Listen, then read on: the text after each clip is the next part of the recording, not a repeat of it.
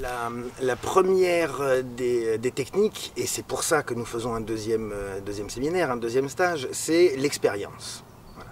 Et ça, l'habitude, l'expérience, c'est du temps à passer, du temps à investir, et rien ne remplace ça. C'est pas une technique qu'on peut lire dans un livre qui va pouvoir remplacer l'épreuve du feu, en quelque sorte.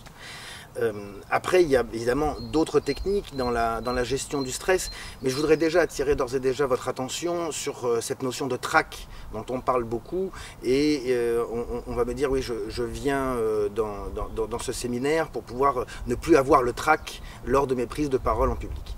Et je pense que c'est une erreur considérable. Voilà. Donc on en parlait tout à l'heure hors antenne.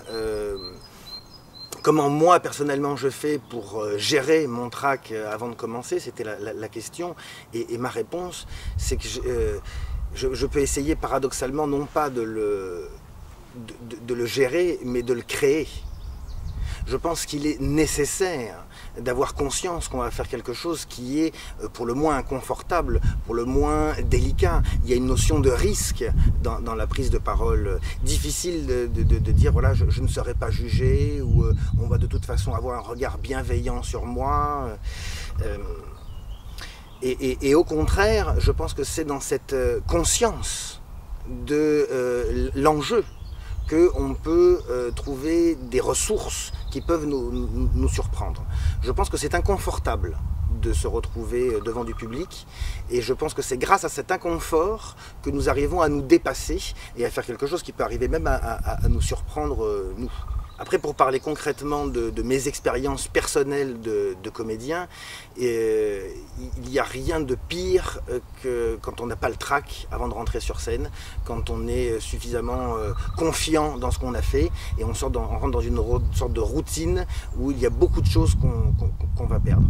On a pour tradition de dire attention à la deuxième au théâtre, parce que souvent la première représentation se passe bien, donc le lendemain on revient pour la deuxième, et on est confortable en se disant voilà, hier ça a été un succès, triomphe, les gens ont applaudi, aujourd'hui peinard. Et c'est en général à la deuxième qu'on prend ce qu'on appelle le four, c'est-à-dire au contraire la représentation qui se passe mal, les incidents, le public qui ne réagit pas, parce qu'on a perdu cette petite étincelle qu'il y avait, qui était peut-être associée à la peur, qui était peut-être associée à l'enjeu qui pouvait être impressionnant. Mais c'est grâce à ça qu'on a réussi à être hyper vivant, hyper dynamique, hyper en conscience de ce qu'on devait transmettre et de ce qu'on devait faire passer. Donc moi, il m'arrive régulièrement, avant de rentrer sur scène, quand on a plusieurs représentations dans les jambes, au contraire, de me rappeler que c'est véritablement important. Des gens ont payé, des gens sont venus là pour se divertir, ou pour entendre un message, ou pour découvrir une œuvre. Et il est tout à fait primordial que moi, je sois le premier à en avoir conscience et à donner de l'importance à ça. Alors évidemment, il faut parler du trac qui inhibe et qui empêche de... Voilà. Alors celui-là, de trac, évidemment, il est mauvais.